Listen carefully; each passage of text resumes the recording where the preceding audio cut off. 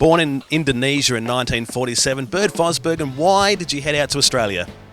Basically because the hard life over there and the Sukarno and the politics of it all, my father and mother thought it'd be better lifestyle for the kids out here, so they put the kids first and headed for Australia. Now, many people would be surprised to hear that your first taste of motorsport wasn't on speedway, it was in fact in drag racing. Tell us a bit about that.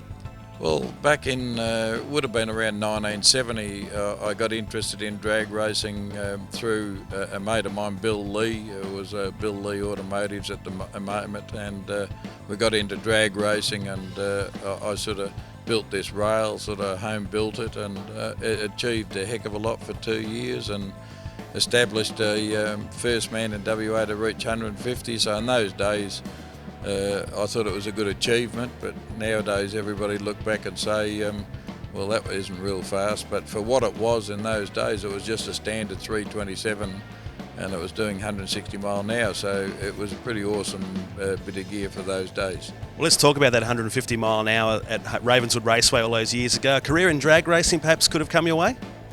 No, because I just used to, in those days, I used to watch the Rod Watsons and Stan Starceviches used to go along to Speedway, and I just used to think that was a lot more exciting. And well, let's talk about your Speedway career. 7 WA titles, countless A-Main victories across Grand Nationals, Super Sedans and late models. But the national title has always slipped your way. Have you still got the motivation for that?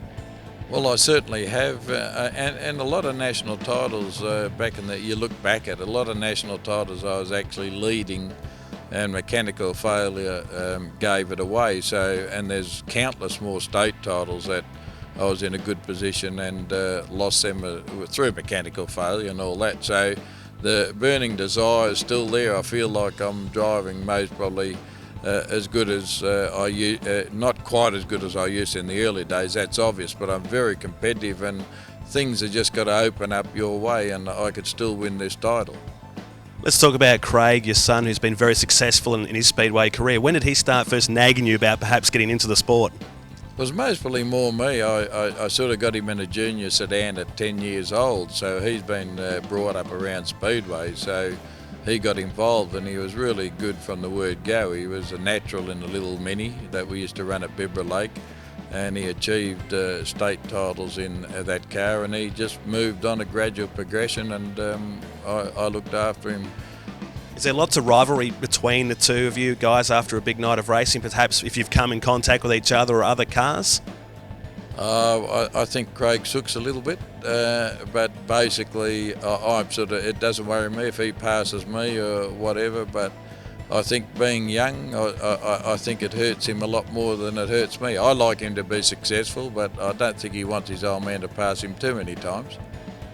But thanks very much for your time. Congratulations on a fantastic career in Speedway racing. Thanks very much, Matt, and nice to talk to everybody.